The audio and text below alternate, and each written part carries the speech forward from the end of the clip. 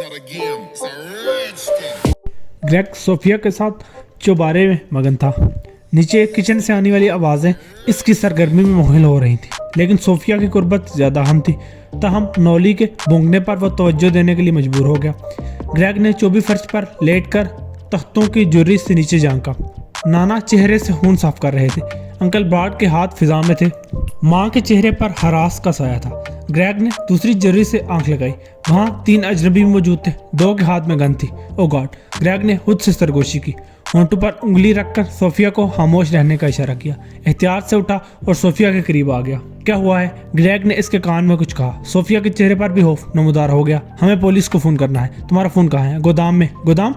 कल तुम ही तो मुझे वहां लेकर गए थे। सोफिया ने खौफ आलूदा मासूमियत से कहा। नाना के बेड के साथ फोन है। ग्रेग ने कहा, मैं नहीं जाऊंगी, तुम यहीं रुको, मैं जाता हूँ। मरिंडा ओल्गा की ख्वाबगाह में थी। वो किचन से निकलकर सीधे वहीं पहुंची थी। खौफ ने इसे बदहौस कर दिया था। इसे मालूम था कि जिस्मानी और उसके मानिंद मोबाइल हर वक्त ओल्गा के साथ रहता था और ओल्गा किचन में थी। ह्यूगो के पास मोबाइल होना चाहिए था, इसलिए वो वहां चली आई थी। ह्यूगो नाकाफी लिबास में था। इसने हैरत आमेज मुसर्रत से मरिंडा को देखा। मरिंडा बदहवासी में बहनोई की मुसरत का अंदाजा न लगा सकी। तुम्हारी बहन कहाँ है? ह्यूगो बिस्तर से निकला। क्यों? तुम्हारा मोबाइल कहाँ है? पुलिस को फोन करना है। क्या मतलब? ह्यूगो की मुसरत उलझन में दब गई। मुसल्लिह अजनबी किचन में है। 999 फोन करो, जल्दी करो। कौन लोग हैं? अहमक, नंबर मिलाओ। ह्यूगो ने बेड के सरहाने से फोन उठाया। बेडरूम के बाहर कदमों की आहट सुनाई दी। मरिंडा लपक कर डबल बेड के नीचे लुढ़क गई। दरवाजा खुला। मरिंडा ह्यूगो के नंगे पांव और आने वाले के स्याह बूट देख रही थी। आह ब्यूटीफुल, कौन हो तुम? ह्यूगो ने दिलेरी से बदहैबत डेजी को हसीना का खिताब दिया।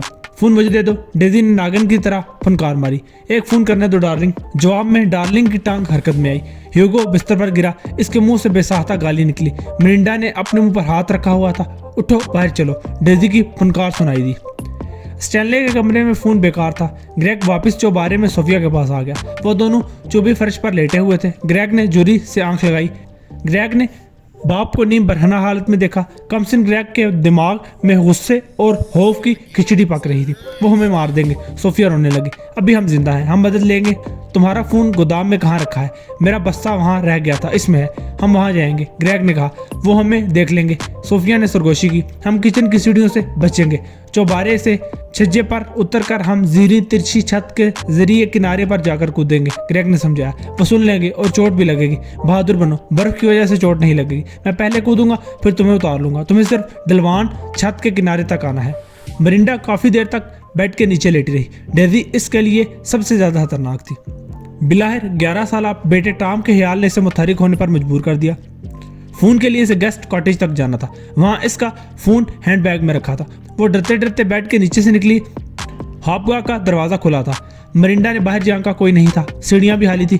लाउंज के पार बंद किचन से आवाजें आ रही थी। लाउंज में स्टैंड पर स्टैनले की बंद गले वाली गर्म जैकेट टंगी थी। बूट भी वहीं नजर आ रहे थे। मरिंडा ने दबे पांव सीढ़ियां उतरना शुरू कर दी। कहाँ जाएगी? वो घर में है, तलाशी लो जाकर। नाइजल की बुलंद आवाज सुनाई दी। वो डेजी पर बरहम था। मरिंडा उल्टे कदमों वापस भागी।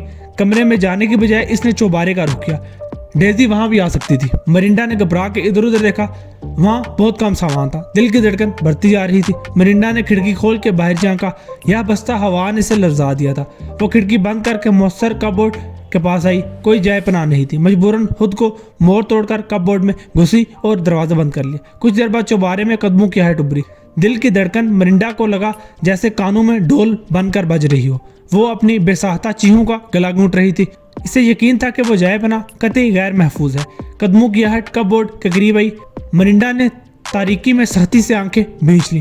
सांस अजहुद रुक गई। इसे लगा कि पुरशोर धड़कनों की दमक बाहर कमरे में भी सुनी जा रही है। कदमों की आहट बुलंद हुई और दूर होते हुए मालूम हो गई। मरिंडा का पूरा बदन पसीने में तर हो चुका था। इसे यकीन नहीं आ रहा था कि डेजी जा चुकी है। वो वहीं डुबकी रही। रंजो हफ्फत ने ह्यूगो की हालत मजीद खराब तर कर दी। ब्राड अंदर से शर्मिंदगी और दुख महसूस कर रहा था। ह्यूगो खुश लिबास आदमी था। इस वक्त सख्त जिल्लत महसूस कर रहा था। इसके जिस्म पर महज अंडरवेयर था।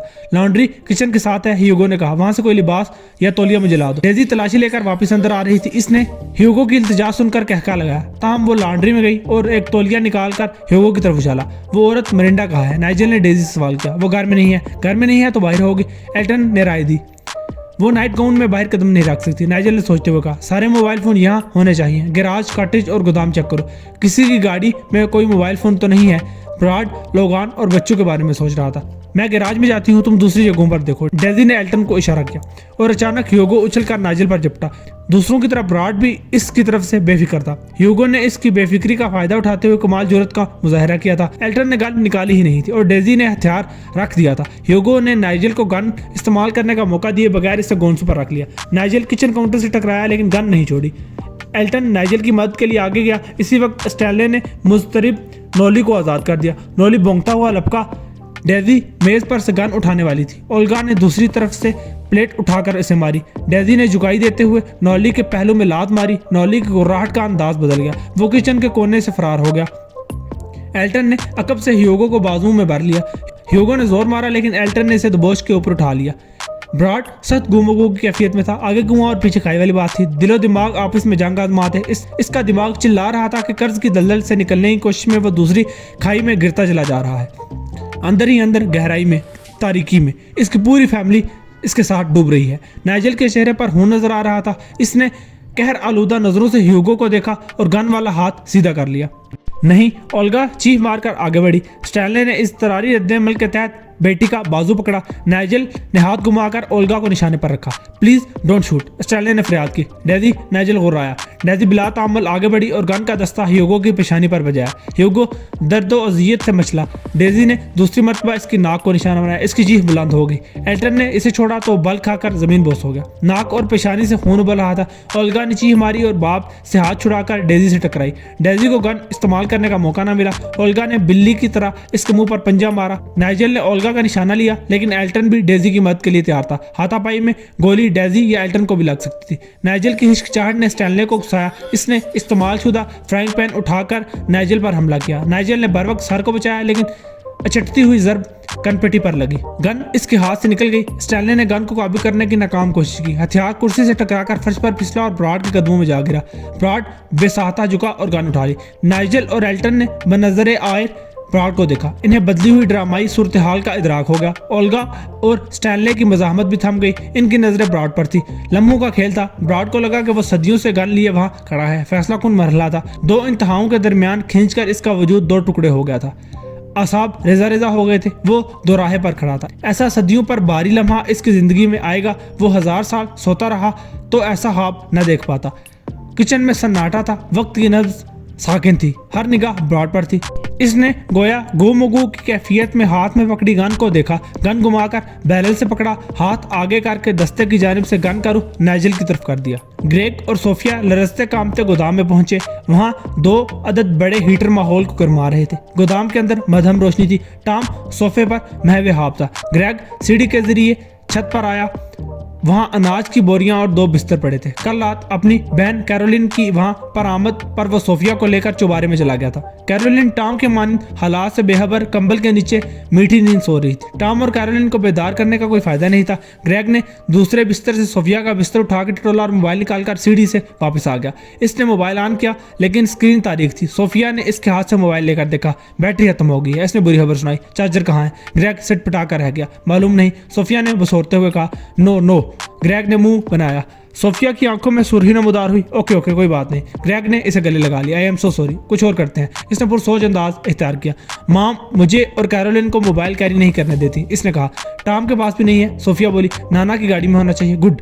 ग्रेग ने चुटकी बजाई। मैं जाकर देखता हूँ। और मैं, तुम यहाँ रुको। टॉम और कैरोलिन यहाँ हैं। नहीं, मैं तुम्हारे साथ रहूंगी। ग्रेग ने इस जुमले से पैदा होने वाली मसरत को अपने अंदर छुपाया। ठीक है, जैकेट ले लो। दोनों बाहर निकले।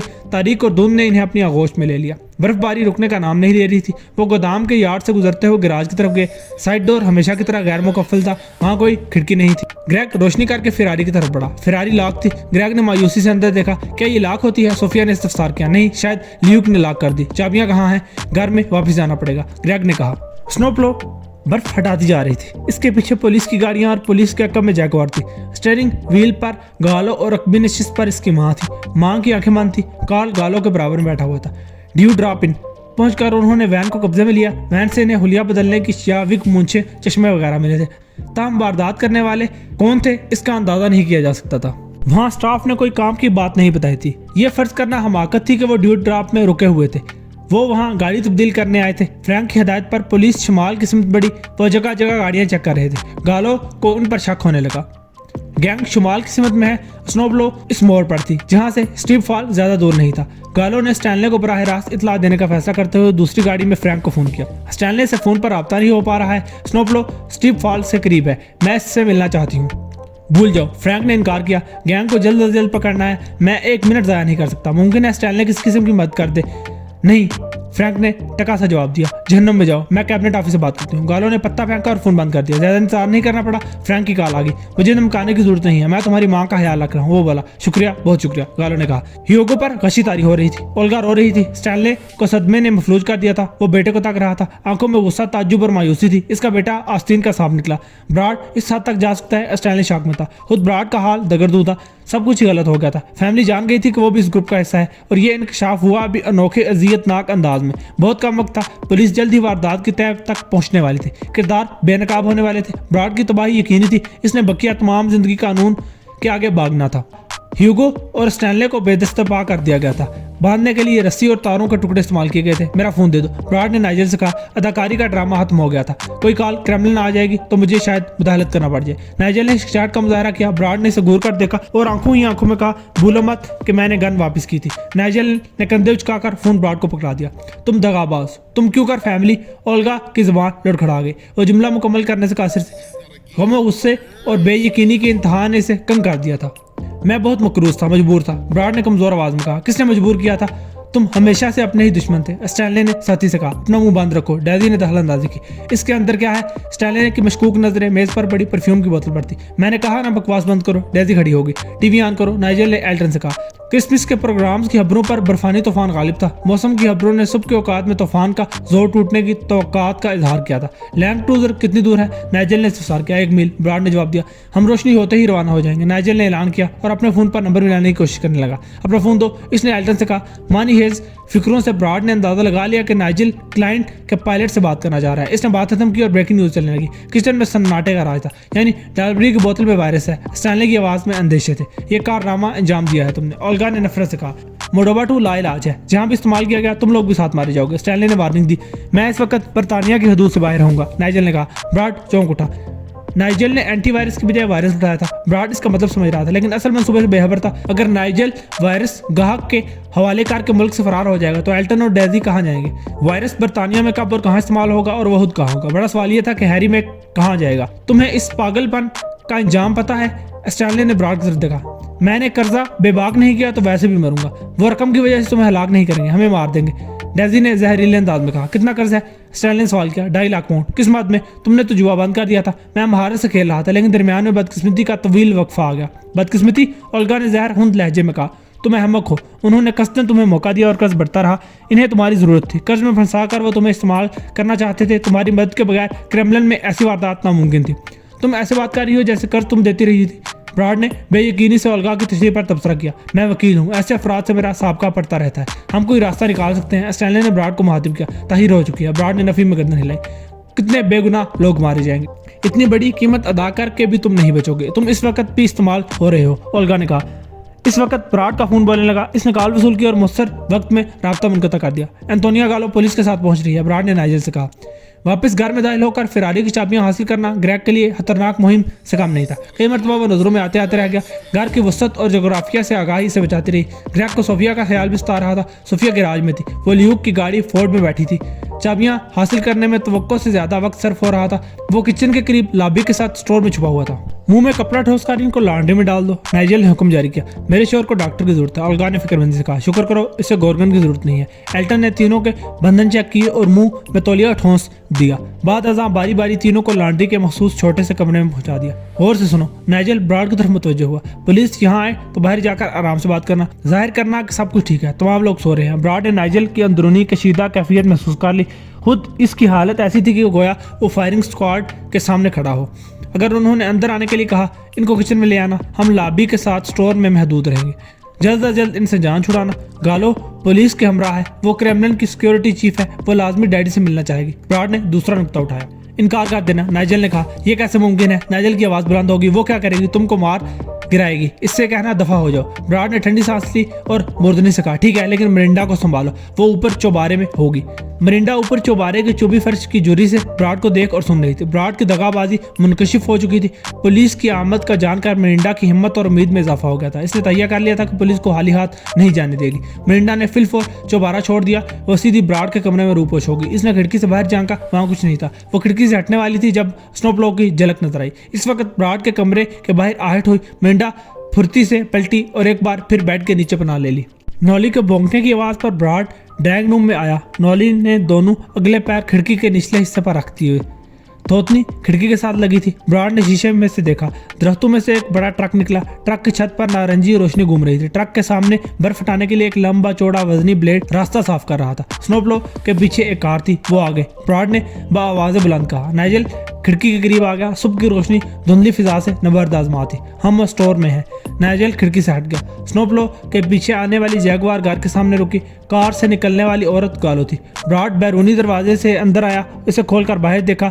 गालो अकबी नशिस्त का दरवाजा खोलकर किसी बूढ़ी औरत को सहारा दे रही थी। बूढ़ी औरत ने सब्ज रंग का ऊनी कोट पहना हुआ था। सर पर फ्लैट हेड था। हेलो, गालो ने ब्राड को देखकर सर हिलाया। वो बूढ़ी औरत के साथ करीब आ गई। हेलो, क्या हुआ? मुझे स्टैनले से मिलना है। इमरजेंसी है, वो सो रहे हैं, उनको जगा दो। बूढ़ी खातून कौन है? मेरी माँ मिसिस कैथलिन है। और मैं बूढ़ी नहीं हूँ, गालो की माँ ने एतराज़ किया। मैं 71 साल की हूँ, फिट हूँ, बात करने की तमीज़ होनी चाहिए। माँ को साथ क्यों लाई हो? स्टैनले को बताऊंगी। गालो ने माँ को खामोश रहने का इशारा किया। स्नोप्लो घूमकर गैराज के सामने वापस जा रही थी। जगवार इसके पीछे थी। वो गालो को छोड़कर क्यों जा रहे हैं? ब्राड ने बदहवासी महसूस की। क्या करना चाहते हैं? तुम अंदर नहीं आ सकती। इसने दबंग बनने की कोशिश की। ये तुम्हारा नहीं, स्टैनले का घर है। तुम खुद यहाँ मेहमान हो। गालो माँ को सहारा देकर आगे बढ़ी। वो मोहम्मद का शिकार था। रोकता है तो पुलिस के आने का इम्कान था। वो अंदर आती है तो नाइजल क्या करेगा? ब्राड ने सोचा, तन्हा गालों से निमटना फिर भी निस्बतन आसान रहेगा। ओके, अंदर आ जाओ। इसने रास्ता दिया। शुक्रिया, माम को बाथरूम तक पहुंचाती हूँ। डेजी के जाने के बाद मरिंडा फिर खिड़की पर आ गई। इसने परेशानी के आलम में स्नोप्लो और जैगवार को वापस जाते देखा। वो इतने फासले बढ़ते कि खिड़की खोलकर छीने का कोई फायदा ना होता। मरिंडा डेजी के खतरे को बालाए ताक रखकर कमरे से निकली। इसने सीढ़ियों के नीचे से ग्राउंड फ्लोर पर लॉबी में देखा। अंतोनिया गालो अपनी जैकेट उतारकर स्टैंड पर टांग रही थी। तुम किचन में आ जाओ, मैं डैडी को देखता हूँ, ब्राड ने गालो से कहा। मरिंडा सोच रही थी कि ब्राड इसे वहां से रवाना कर देगा या फिर अपने साथियों की मदद से इसे कैद कर देगा। गालो घर के अंदर चलने वाले होलनाक ड्रामे से बेखबर थी। कुछ भी करने का वक्त था, अब या कभी नहीं। गालो, मरिंडा चिल्लाई। गालो और ब्राड ने बेहक वक्त चौंक कर पहली मंजिल की बालकोनी में देखा। क्रेमलिन के चोर यहाँ घर में हैं। ये चारों मुसल्ले हैं। ब्राड और मरिंडा के बकिया मानद अल्फाज मुंह में ही रह गए। डेजी तूफानी बगोले की मानद इससे टकराई। मरिंडा सीढ़ियों पर लड़कती चली गई। हैरत ने लम्हा बार के लिए गालों को मुंजमद कर दिया। ब्राड के चेहरे पर गुस्सा था। छोड़ना मत। वो जी हाँ। अगले लम्हे में हकीकत मुनकशिफ होती चली जा रही थी। क्रेमलिन में दाखिल होने वाले 4 अफराद यहाँ पर थे। मरिंडा सीढ़ियों पर लुढ़क रही थी। इसके पीछे बद शक्ल मर्दनुमा लड़की सीढ़ियाँ उतर रही थी।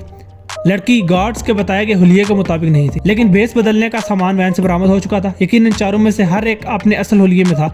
लड़की के अलावा बाकी 3 मर्द थे। गैंग की अहम तरीन कड़ी घर का फर्द ब्राड था। अकदा खुल गया था कि मुजरिमों ने BSL-4 की सिक्योरिटी क्यों कर तोड़ी थी। इस सवाल पर गौर करने का वक्त ही नहीं था कि वो स्टेप फॉल क्या करने आए थे। पहला लम्हा हैरत, दूसरा इनकी शाफ की नजर हुआ था, तीसरी साथ में गालों ने हरकत की। इसी असना में ब्राड का बाजू इसकी गर्दन से आ लगा। गालों ने कुहनी की जरब इसकी पसलियों में लगाई। ब्राड की कराह सुनाई दी। नाइजल वजीहा। गालो गर्दन छुड़ाकर पलटी। इसने पसलियों के दरमियान नाफ के ऊपर दाएं हाथ से गूंसा मारा। ब्राड से ज्यादा बदशक्ल लड़की की फिक्र थी। मरिंडा और हमलावर लड़की को देखने के लिए इसने रुख बदला। डेजी इस दौरान इसके सर पर पहुंच चुकी थी। बचते बचते भी डेजी का घोंसा गालों के मुंह के बजाय गर्दन पर सहना पड़ा। बदशक्ल लड़की के पंच का जोर गालों के लिए गैर मुतवक्किल था। लड़खड़ाते हुए इसने टांग की जरब लड़की के घुटने पर रसीद की। गालो पीछे की तरफ गिरी। ब्राड पेट की जरब से संभल रहा था। गालो इस पर गिरी और डेजी इन दोनों पर। इन दोनों के अलावा 2 और थे। चारों के खिलाफ लड़ाई जीतना मुश्किल था। तीनों संभल रहे थे। गालो उछलकर बैरूनी दरवाजे की तरफ भागी। डेजी ने इसके टहने पर हाथ डाला लेकिन नाकाम हो गई। गालो ने बाहर निकलते हुए रोके बगैर दरवाजा बंद किया। गैराज की तरफ दौड़ लगा दी। धमाका हुआ। वो बाल बची और रुख बदलकर गोदाम की तरफ लपकी। गालो ने गोदाम का दरवाजा खुलते देखा। मरिंडा का बेटा टॉम निकल रहा था। ऊपर तले 2 मजीद फायर हुए। गालो ने भागने की बजाय बर्फीली जमीन पकड़ने में ही आफियत समझी। इसके पीछे जाओ, नाइजल ने कहा। वो फोन ना करने पाए। रुको, ब्राड ने स्टैंड पर से गालो की जैकेट उतारी और जेबों की तलाशी ली। फोन यहाँ है, इसे बांधो। नाइजेल ने मिरिंडा की तरफ इशारा किया। तुम्हारी दोनों बहनें। वो गाली देते देते रुक गया। हम इस वक्त निकल सकते हैं, ब्राड ने कहा। स्नोप्लो ने रास्ता साफ कर दिया। यहाँ से कार पर निकल सकते हैं, एक हद तक जाएंगे फिर हम फंस जाएंगे। स्नोप्लो आगे जाकर किसी और तरफ मुड़ जाएगा। खबर में मौसम की बेहतरी का इशारा था। बर्फबारी भी रुक गई है, हम 10 बजे तक पहुंच जाएंगे। यहाँ खतरा है, रास्ता साफ हो गया। मुमकिन है कोई और मेहमान चला है, ब्राड ने अच्छा जाहिर किया। एल्टन ने ब्राड की हिमायत की। ठीक है, नाइजेल ने कहा, लेकिन सबको एक जगह जमा कर दो। इस बात को यकीनी बनाओ कि हमारे निकलने के बाद कोई पुलिस को कॉल ना कर दे। मिरिंडा का फोन और इसका दोस्त लोगान कॉटेज में होगा, बच्चे भी वहीं या गोदाम में होंगे। एल्टन तुम कॉटेज और डेजी तुम गैराज में जाओ। दूसरों से ज्यादा एंटोनिया गालो खतरनाक है। और हाँ, फेरारी में एक मोबाइल फोन है, ब्राड ने निशानदेही की। दफातन धीमी चाल के साथ गालो की मां नमूदार हुई। अचानक शुरू होने वाली हाथापाई में से ब्राड इसे बुला बैठा था। चारों की नजर इस पर पड़ी। अम्मा को किचन में महदूद करो, नाइजेल ने हुक्म देते हुए सवालिया नजरों से ब्राड को देखा। नहीं, मैं क्रिसमस ट्री के पास बैठना पसंद करूं। गालो की मां ने लिविंग रूम की तरफ पेशकदमी की। ब्राड ने नाइजेल को देखा, वो कंधे उचका कर रह गया।